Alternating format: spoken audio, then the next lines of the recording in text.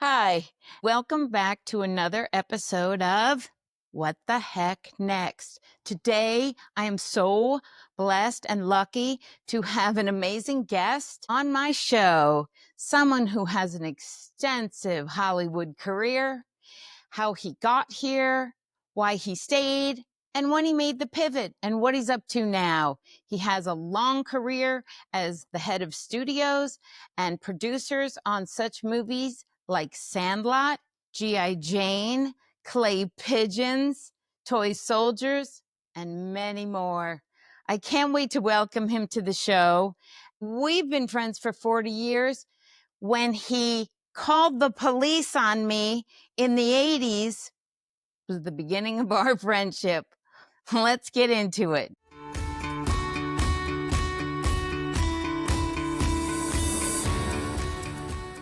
I'm excited to introduce you to one of my dearest friends, Chris Zarpas. He and I have known each other 40 years.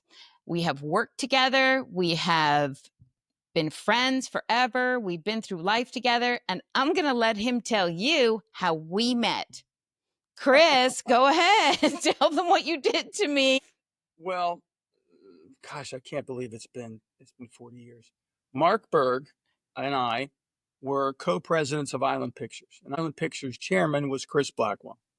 Chris Blackwell had a spectacular home in the Hollywood Hills. He was there 2 or 3 weeks out of the year. His girlfriend had a dog. Her son was living there with this Great Dane, and he destroyed the wood floors. $50,000 worth of replacement. And Mark went to Chris and said, it might be a good idea if you had somebody living in the house, looking after it when you're not there. He's like, I think you're right. In fact, the head of housekeeping for me in the Bahamas, her daughter's always wanted to live in LA. So I'm going to send her to cook and clean. And you live in the house. If I come, you go into the guest house.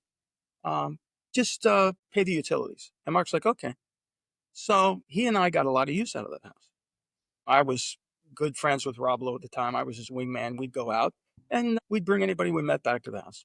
It was, one of those spectacular homes with jetliner views and a pool. Mark was going out of town. He said, I'm going to be out of town. Do me a favor. Just go up there once or twice over the weekend and check on that. I drove up there and I see through the house, back on the back patio near the pool, two people, a guy on a motorcycle and some girl. I was like, what's this about? And right around that time, you came around to the front of the house, and I said, "Who are you? And what are you doing here?" So, I'm a friend of Mark's. Mark didn't say anything about this to me.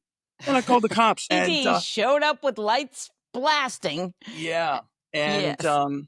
then Mark told me later that she's one of my best friends. Oops, but But you didn't know I was invited also. He just yeah. casually said to me, "Oh, if you want to use the pool, I won't be home." Yeah.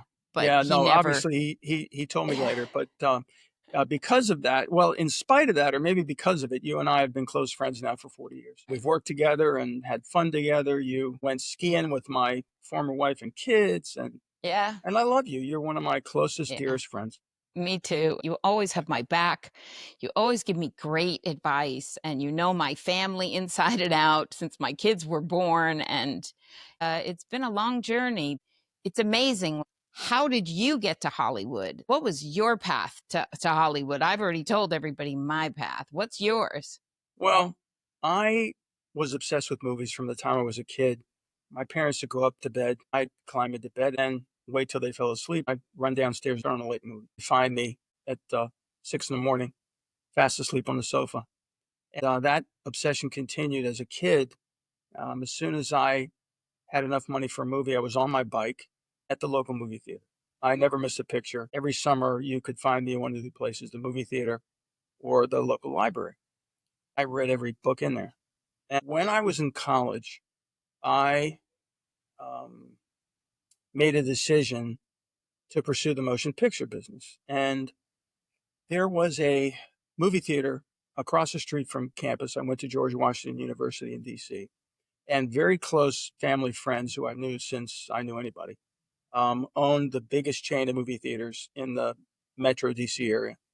One of them was across the street from campus, and it was $2 for a double feature. It was the greatest movies of all time. It might be a double feature Billy Wilder movie of Some Like It Hot and Sunset Boulevard, or a couple of Bogart movies, or um, a Truffaut double feature. I lived in that theater. I saw every movie. I saw these movies with an audience of 500 people.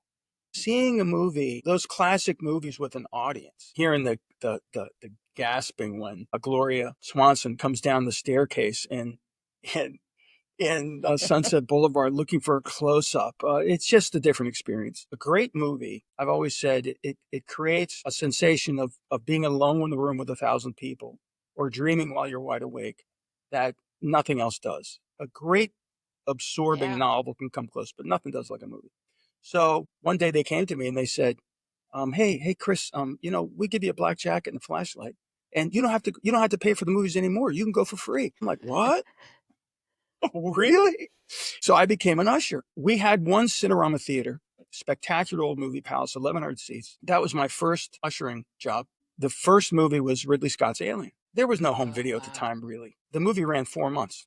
I saw it 150 times. And I never forget, one night, there's that famous scene where John Hurd's laid out on the gurney after the alien attacks and apparently is gone. And something's wrong with him.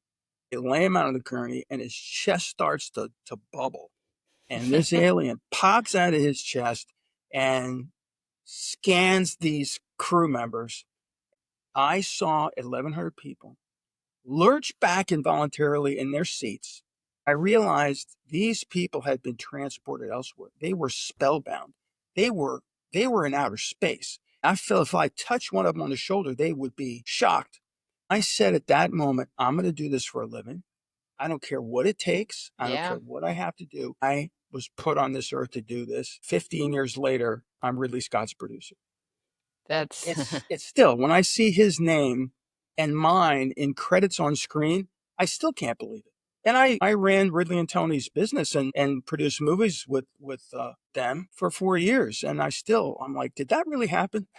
right. So I did a post recently. Are our dreams something we want or a premonition? Do we have the power to make what we dream happen? You Yeah, did. driven. And if I want something, I go all in. At that time, what I discovered in my research, which wasn't easy without the internet, in my research, I discovered the heads of every single studio had formerly been the president of distribution. At that time, the great majority of a studio's revenue came from the box office. It came from theatrical distribution. At a time when Paramount and Warner, they had 50 branch offices. Warner had an office in every city. So did Columbia, so did Fox. And because you had to physically cycle the prints around, because at that time there hadn't been any consolidation in the movie business. Theatrical exhibition was local. You needed local salespeople to sell the movies. It was a great time. I went to law school at Brooklyn in New York. That's when I really got serious about it. That's when I began to research and discover that the heads of every studio came out of distribution. I said, I'm going to learn the distribution business. That's my way in, is distribution. I graduated from law school. The guys that owned the movie theater chain got a hold of me and said, listen, what are you doing? He said, you don't want to be a lawyer. You're going to sit across a desk and listen to other people's problems all day long. Come here. We're going Wow. to teach you the movie business. They're sharp guys. One of them was a Wharton MBA. Both of them had gone to law school. And they were like, no, don't do that. Okay, you come over here. They created a program where I was a few months in operations, a few months in accounting, and I settled in as a film buyer. I loved it. I was seeing 6 and 7 movies a week. I had to pick the winners from the losers, and I became a really good handicapper, which would help me later when I was at Disney. I got bored, convinced them that we should be in the distribution business. Harvey Weinstein had just started Miramax. I said, we can do that. And we started a distribution company that I was general sales manager. I was Willie Loman with 2 cans of film, flying all over the country. And the first movie we acquired was Joe and Ethan Coen's Blood Simple, which was the most critically acclaimed independent movie of the year. We bought it at the Toronto Film Festival and closed the deal there. I started getting on planes with my 2 cans of film. I'd show up at the art house of every city. I'd go have a sandwich and he'd watch the movie and I'd come back and say, okay, here's my deal. I sold Orange County to, there's a chain still there. I can't think of it. But anyway, I flew out to LA to collect my money because it wasn't unheard of then for you, as an independent distributor, fly around and go and meet the exhibitor, because if the movie's successful, the contract is always renegotiated. And if the movie's successful, you're going to hold them to the terms. If it's not, you're going to have to negotiate. Phil Barlow was his name. Edwardson said, "Hey, I want to see Phil Barlow." I said, "Oh, sorry, he's at Disney now. He went to work at Disney." I called him up. I said, "Look, can I come see you? Because I never been on a studio a lot." I went over there and I went through the gates at Disney, and I was like, you know, That first this is time. like, what the hell is this? This is unbelievable. I go to see him in his office, and he's now in distribution for Disney. I said, "Gee, man, this is great. You got any jobs over here?" He's like, "Oh." So we had a nice meeting. I left. So Joel and Ethan call me, and they say, "Listen, we just got signed by a big Hollywood agent, Jim Burkus, at his house in Beverly Hills. Come over and meet him." I got my car and went over to meet Jim Burkus. I was there about an hour, and we talked. And I go back to my hotel, and the phone rings, and it's a guy named David Hoberman. David was a senior production executive at Disney. He said, "I've heard your name twice today, once from Phil Barlow and once from his best friend, Jim Burkus. They both said, I need to meet you." Hoberman says, "Come over to my office." I went over. I saw him. We talked for about an hour. He said, "When are you leaving?" I said, "Well, I'm leaving tomorrow." He said, No, you need to stay. I want you to meet Jeffrey Katzenberg." I said, "All right." So he calls me and says, "Jeffrey will see you at 7:30 on Sunday in his office," which was a preview of my life to come. I went over Sunday morning to see Jeffrey. But on Saturday, I was in the LA County Public Library, the main library. I pulled every printed piece that was ever written about Jeffrey Katzenberg, every interview, every story about the takeover at Disney. I could give him the answers to his own questions. And luck exists at the intersection of preparation and opportunity. That's what I tell young guys, right? In the movie business, luck exists at the intersection of preparation and opportunity. Your break's going to come. You better be ready. Okay. And you got to do whatever it takes. I walked in and we talked for about an hour, and he's, grilling me about favorite movies. And I think he liked the fact that I came out of retail, because look, I'm in the exhibition business, and it was my job to handicap movies without the benefit of reviews or anything else. Hoberman told me later, when I walked out of that meeting, Katzenberg said, "I'd put this guy in a room with anybody," because I'm very self-confident. That was it. And I go back to my hotel. Then I get a phone call from Ricardo Mestris. There were two heads of production, Ricardo Mestris and David Hoberman. So he calls me and said, "Come back to the studio." I go back. I meet with him for an hour, and he shoves across his desk 6 scripts. He said, "Look, 6 scripts here. 3 of them have development memos. Those memos are meant to guide the writer from good to great. 3 of these scripts have no development memos. You need to read all 6, and you need to write the development memos for the 3 that don't have." Well, my undergraduate degree was American literature. You know, Not a problem. I did it, and they offered me a job. Wow. To come out and make movies. I got in my 15-year-old Volvo, packed it up with everything I owned. I drove out to Burbank, and that's how I got started. What year was that? That was 1983, maybe the tail end of 83. Then how did you get to Island? Be How'd you careful end what up you at wish for. Island? Studio life is great for certain people. They told me, "Go out and pick any car you want." Any car. I said, "Any car?" They said, "Yeah, go out and pick any car you want, and we'll lease it for you." So I'm not stupid. I didn't go out and get a Aston Martin.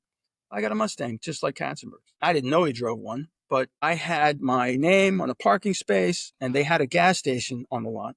One day, I remember I went to get my car to run to a business luncheon, and a Cadillac with a transportation bull number was in my space, and I called the gas station. I said, "Guys, where's my Mustang?" Oh, Chris, we noticed that your tire tread was low, and we took it and we're replacing all the tires, and it'll be back in your space when you get back from lunch." Studio That's life. nice. That's That's nice, right. but I want to control my own destiny. If you lose one of these jobs at a studio, there aren't too many available. They don't turn over. And especially executive vice president, which is, in my opinion, is the greatest job in any studio. You get all the money and all the power, and you can still say, "What can I tell you? My boss is a schmuck," right? Right. It's the best job because you can't get fired. So anyway, then I wasn't getting along with Hoberman. We had it just wasn't happy. was talking to Mark Berg. We knew each other from my theater days when he was the head of sales for Universal Classics. He was selling the Hitchcock remastered series. He called the owner of the theaters, my boss, and said, you need to buy this Hitchcock series. He goes, don't talk to me, talk to Chris Zarpas. I bought it. Then we met at the Telluride Film Festival the same weekend that we saw Blood Simple. When I was unhappy at Disney, he said, I'm lonely over here. I'm by myself and I need a partner. He got Blackwell to triple my salary. I told him I wanted half of it in cash up front. He gave it to me. Right? Yeah, so I bought a house. So he tripled my salary, gave me half up front in cash. I could easily live on the rest of it. We started making movies. That was good friends by then. We were friends by then. Yeah, we were good friends by then. And you and I worked together. Well, we did The Little Death, that silly little thing. Yeah, don't even. Yeah, that was. I'm not going to mention that. That was a foreign sales-driven mess. The story on one of my posts about interviewing body doubles and what in Hollywood, what the nudity situation is and how sensitive it is to make sure that the actress has a naked person that they approve of that's technically them naked. It was my first time, and it was a room full of the director, the producer, and you, me, and the doubles would come in and we'd ask them questions. Are your boobs real? Jump up and down, and they drop their dress, and we ask if they have tattoos, and we got one that said, I have $1 under my belly button because it's all you can eat for under $1. You and I were, she's the one. That's the one. Yeah, you're hired. You're hired. You got the job. Mark and I produced The Sandlot. Chris Blackwell and his money partner, John Heyman, promised they would never bring anybody between us and them. And they brought in a guy called Eric Eisner, no relation, who was the president of Geffen Records. I said, I'm not working for this guy, Mark. I quit. He wouldn't even let me continue with the movie. Mark and I put our jobs on the line. We paid $1 million for this spec script, and they told us not to do it. They said that this is a sports movie with little kids. You're not going to be able to give this movie away. The foreign rights are going to be worth nothing. Don't do it. We said, well, you want to fire us? Fire us. We're making the movie. And we did. And it turned out okay. But then, so I took a 2-year sabbatical. I was living in Virginia. I got a phone call from CAA, and they said, we need somebody to run Ridley and Tony Scott's company. Would you take a meeting with Ridley Scott? I said, I'll take that meeting. I flew out and I met with Tony. I met with Ridley. And Ridley said, why did you get in this business? And I told him the story I just told you about being an usher at Alien and saying, I'm going to do this for a living. Now I'm sitting here with you. And I don't believe in coincidences. I had a very serious job offer the next day. So now I'm thinking, who's the best line producer I know? Somebody who is always, it's on time, it's on budget. She's thinking, what's best for the show? Not what's best for me. She's not trying to develop a relationship with the stars of the show so they'll drag her on to the next picture. She's all about what's best for the movie. And she delivers $3 on screen for every buck she's given. I said, I need somebody good for this movie, and that's why I called you. And then you say what happened. Well, remember, there was that guy that was fighting with Ridley and Tony, and without him in Salt Lake City, he let David Dobkin, the director, take that movie up to near Idaho, 90 miles south of the Idaho border. We were in 5 motels in the middle of this place called Brigham City, which had like a blinking light. And there was nothing there. I was telling a story how I never in my life saw Sears Roebuck was a little store, like as big as as big as a bathroom. It was just a woman standing there at a counter with catalogs everywhere. If you wanted to buy something from Sears, you'd walk in, you'd order from the catalog, they'd get you your product, and you'd go pick it up at the store. There was no Sears. I was like, they're like, oh, you should go to Sears. But Sears was this big. But you may not remember the best thing about Brigham City. It was a steakhouse. And it's not like the Palm. First of all, they make everything there. They make their own root beer. They're making their own preserves for the biscuits. But the best thing is they seated me at a table, and I'm looking out the window, and out the window are 100 heads of cattle. And they're walking by. I'm dining on one of their cousins. and because they're they're They're slaughtering the right. cattle, They butchering the slaughter cattle, and their that's own. what's on your plate. But I love that place. Yeah, well, it was funny to me because I think it was my first experience in Utah where I found out that the crew couldn't drink, which is pretty standard Right, for a movie crew after right, work. I had to buy a $3,000 membership yeah. to a club so that we could go there and drink. You had to have a membership to drink alcohol in Utah. They didn't have bars where you could just buy alcohol. That And was I crazy to and me. I recall that you arranged for the crew to have a safety meeting, and you went and got a membership at a club that I recall was named American Bush. It was a strip club, Yep. and that's where we had our safety meeting. That's right. And I That's think where we would you up, gather. yeah, I think the safety meeting consisted of you standing up and saying, "Look, everybody, please work safely. Thank you." And then we all started Yeah. drinking. Remember, though, I had Vince Vaughn and David wanted to shoot a scene of the car going over Vince Vaughn's head. He's getting rid of the evidence. The car goes flying over his head and into this rock quarry, and then Yeah, it blows up. And the safety team from the studio came and said, you can't, the cameraman and Vince can't go out on that cliff because it's too soft.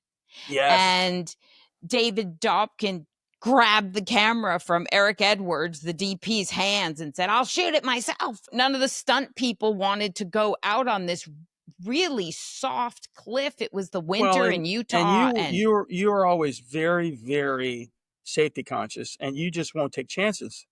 It's not worth it because it could cost you your career, that's right. and somebody could get hurt.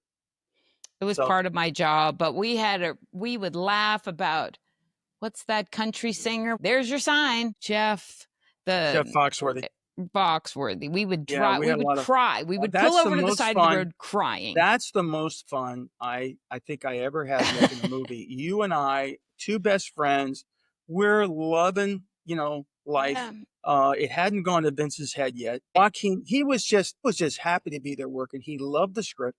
Yep. They loved the script so much, in fact, that we only offered him $40,000, and their agents told him, "You're crazy." They did it anyway. The Oh. script was that good, and you'll remember. But we were at the table read. We're going around the room, and the actors begin speaking their lines. And when it gets to Joaquin, he's speaking his lines in a flat, emotionless monotone.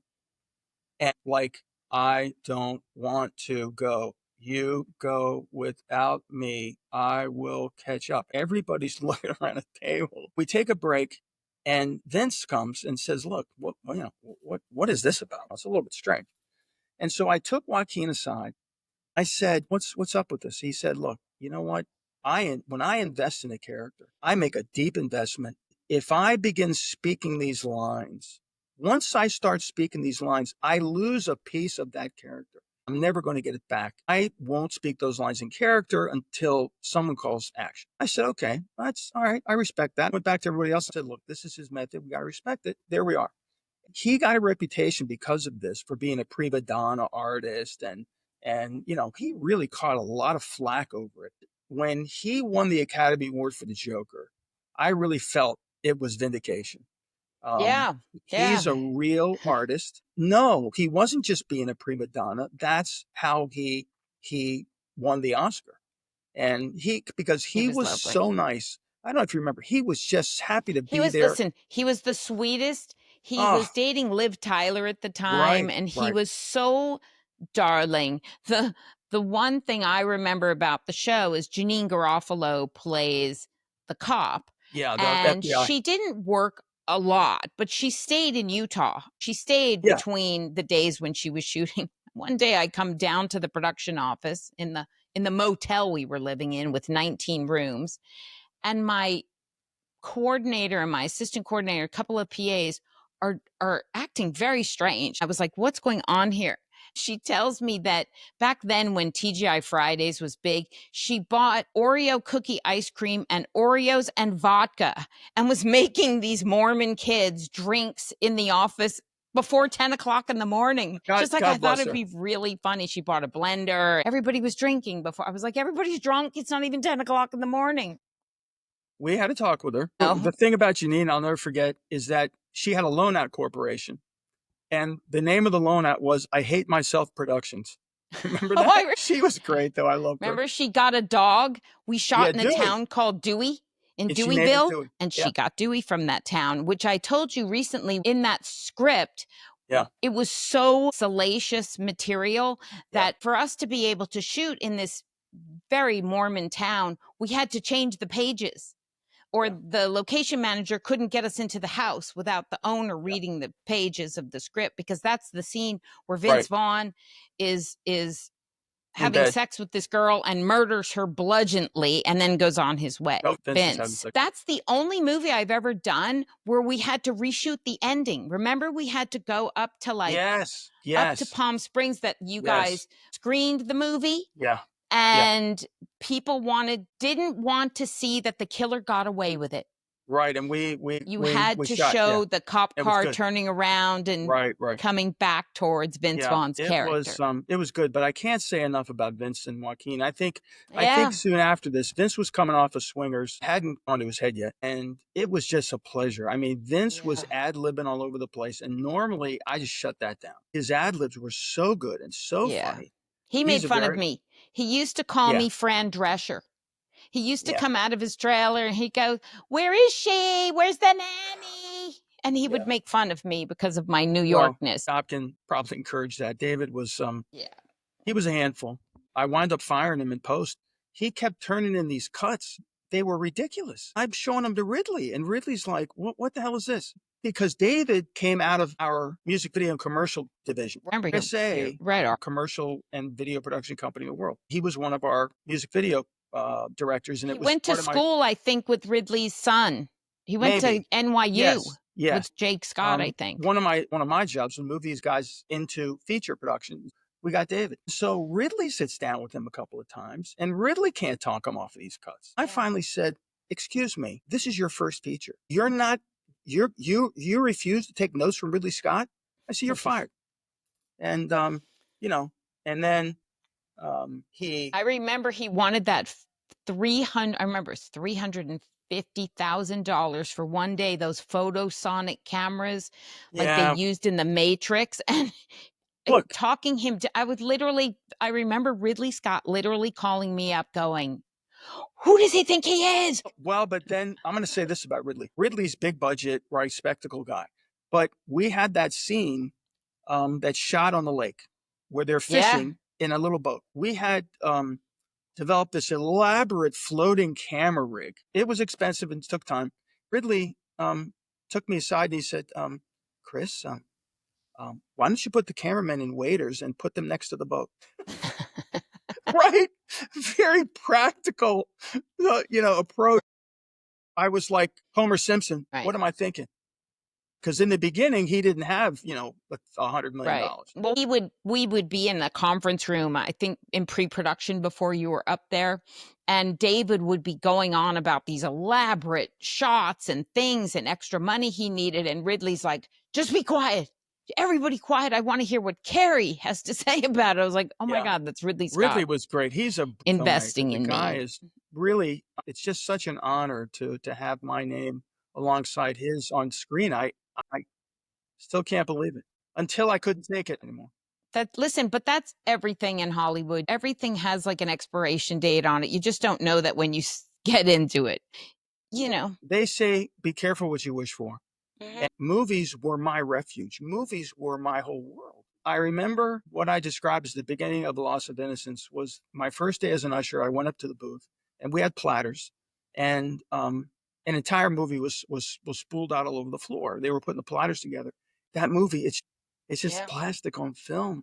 That was the beginning of The Loss of Innocence that accelerated dramatically in Hollywood, which is one of the most treacherous places on the face of the earth. Yeah.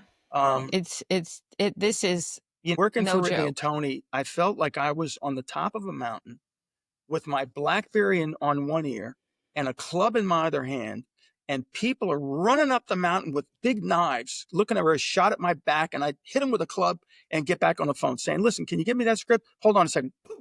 Listen, look, I need to talk to, have you heard from my casting director? Because we really want, hold on. It's everybody wanted my job. My office was in between Ridley's and Tony's. These are two guys who, if they woke up any morning and said, you know what?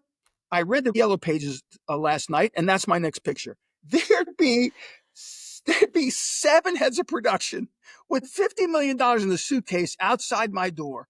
These guys could greenlight the Yellow Pages. Everybody wanted my job. I'm constantly having to deal with people who get in Ridley and Tony's ear saying, why did Chris do that? Why did Chris do this? I got sick of it. I got sick of the treachery. I told you the story, which is a great story.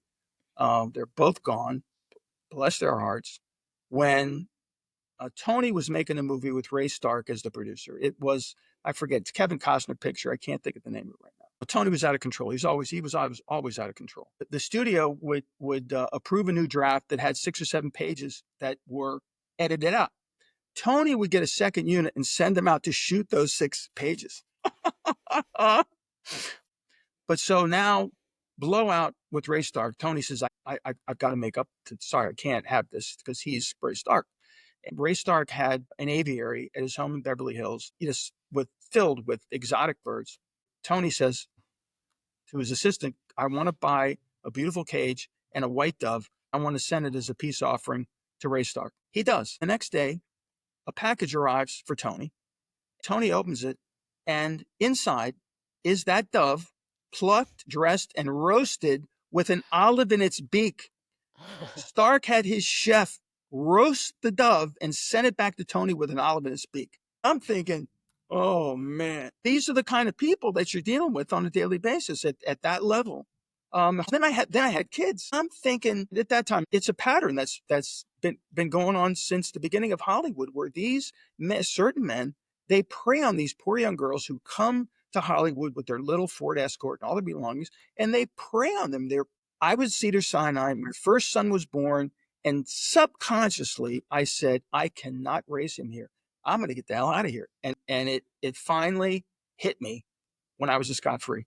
Had enough. Ridley and I won a Golden Globe for a movie we made for HBO. I went back to my seat, said to my wife, how much better is it going to get? Last story I'll tell you is I walk into the office and Ridley says, listen, we're going to Warren Beatty's house for dinner. I said, what? Yeah, I said, remember this story. You don't want me at the dinner table with Warren Beatty. I've been a Republican my whole life. I'm conservative. I never hid it. In fact, once there was a big front page story in the LA Times about how Jim Wyatt, who at that time left ICM and went to William Morris, said big blue Democrat donor, biggest bundler for the Democrat Party. I saw him walk into the Palm, and as I was walking out, I said, Jim, congratulations on the move to William Morris. I said, now, if we could just get you to switch parties, we'd really have something. Whoever he was having lunch with, I look back and he's looking at me and they're like, who is that guy? But I didn't care anymore. So Ridley says, we're going to see Warren Beatty. I said, oh, that's not a good idea.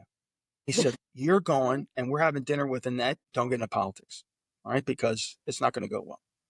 I noticed that he regarded himself as the political leader of Hollywood. And every time some prime minister or president of some foreign country is in town, there's a picture of Warren and the prime minister in the Hollywood Reporter. And I said to the head of casting at Disney once, what is that all about? She goes, Chris, it's a role that he plays. We go in there, and it was great. He comes bounding down the steps. He looks great. He's got 3 young daughters. There's Annette. We went to rival high schools in Arlington, Virginia. So we're talking about that. At one point, Annette says, I'm going to put the kids to bed. I'm going to let you boys talk business. And she leaves. Ridley, who is very mischievous and who I believe is a closet conservative. At that time, the Clinton-Lewinsky scandal was front page news. Ridley said, so Warren, what do you think about this whole thing with Bill Clinton and Monica Lewinsky? And I shot him a look. Too late. Warren, his body language shifted and he's kicking back in his chair as though he's about to hold forth, as he probably often does with his followers. He says to the son of Greek immigrants who came to this country with 10 cents, let me tell you what's wrong with this country. I said, I knew this was a bad idea. So I'm listening. We're sitting in a $50 million house overlooking the valley in Beverly Hills. Guys, the working man can't get a break. I'm thinking to myself, this guy's never seen the inside of a Ralph's. Okay. But he's telling me about the working man. And so then he says, we need to increase taxes and expand social welfare programs. And that's when I said, I wondered when my Hollywood career was going to end. Okay. And it's going to end tonight in Warren Beatty's house. And he and I had a very unfortunate, long conversation. And the sad thing is, this guy was a hero of mine.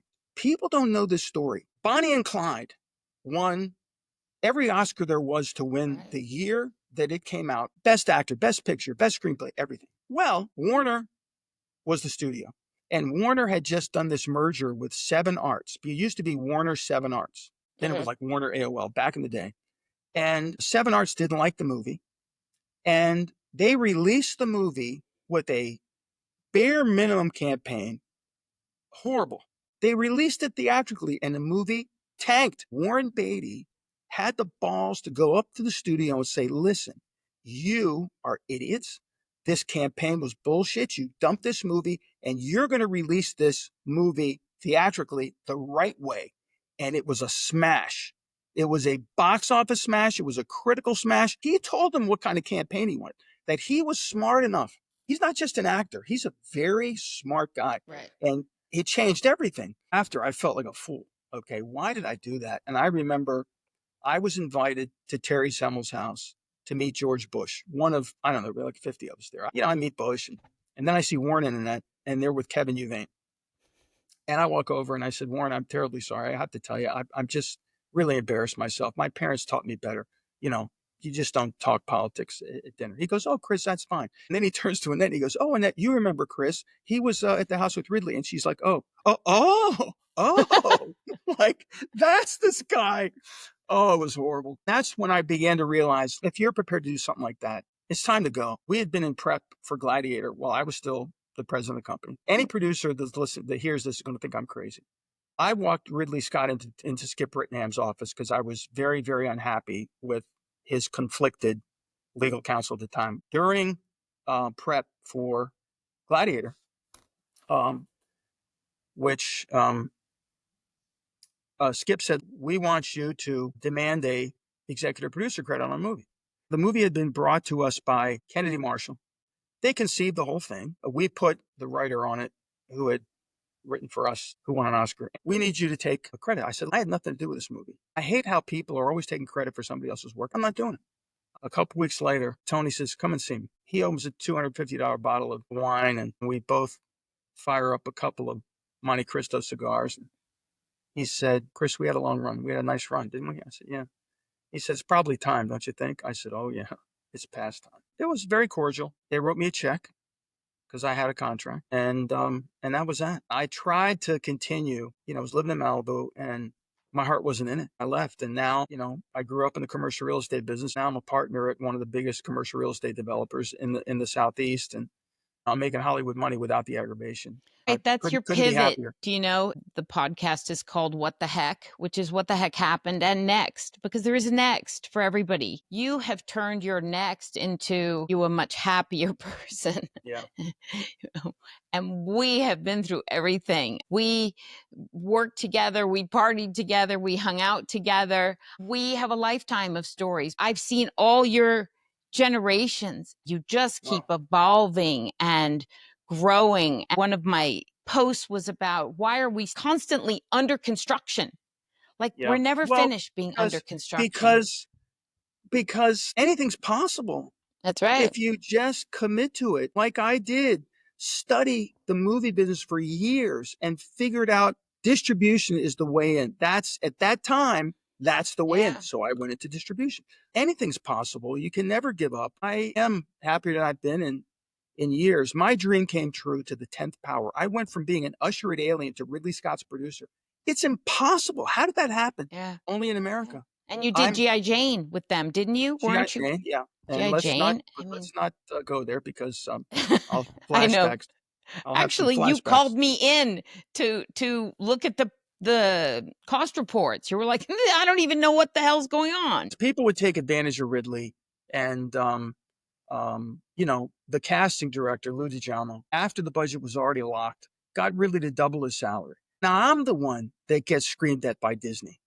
But what can I do? It's too late. I couldn't take it anymore. Doesn't exist anymore. It's No, it not doesn't. It's here. a It's shame. gone. That Hollywood does not exist. Such a shame It because, just look, doesn't. you and I spent a lot of time on sets. I wasn't a cocktail party producer. I put the belt on with your help and Yep. go on location and make the movie. You come back to my office. I'd show up for the first shot, go back to my office, and you come back and say, Chris, you know, we're half an hour behind. I go, what? Right. What's the problem? And go out to the set and see for yourself. And I would jokingly say that the best thing you could do the first day of shooting is just pick somebody and fire them because everybody shows up the next day and said, what happened to Joe? Oh, you got fired. Oh, there was always somebody that needed fired. It just always seemed to happen the first 2 or 3 days of filming. Those um, those below the line crew people, they give blood. They're working people who want a better life for their kids. They're the Right. best part of making a movie. And it breaks my heart to know that so many of them are struggling because the studios, in my opinion, took advantage of the strikes and COVID and offshored everything. That is just criminal. Had a meeting with the head of a studio, a Zoom call recently. This woman, head of a studio, said to me, she goes, I really wish I could help you. She goes, but this studio will never make another project in the United States. What? What? She goes, ever. We are done. We're not working here. As a line producer, when I sit here and I say, you're going to pay the guy that does craft service $5 an hour in Mexico City and $55 an hour here in Los Angeles. There's this undertow of these projects called verticals. And I don't know if you've heard about them. They're funded by the Chinese. They're being made in the United States for $150,000 to $250,000 90-minute movies. They're using non-union crew, non-SAG actors, and they are, look at them, they're multi-billion-dollar market of movies, and they release them onto streaming sites 1-minute segments at a time, and these kids watch these movies called Yeah. verticals. Mark Berg, who took me to Mexico City to make what was probably a $40 million movie in Mexico City for $3 million. And by Yeah. the way, it was possible. It was Well, possible to go you know, there and make this unbelievable prosthetics, it and I didn't need to bring a single crew member with me. They are fully loaded. And what happened? the strikes coming after COVID. COVID, I think unions overplayed their hand. What they couldn't have known is how this would result in basically everything being offshore. Right. But however it happened, whoever's to blame, it doesn't matter. It's a tragedy because these people give blood. I mean, I love being on location with the crew, man. They were great. These people, me, I Yes. haven't worked in 3 years. Yeah. And this is all I know. It's the only job I've ever had in my grown-up life since I got out of college.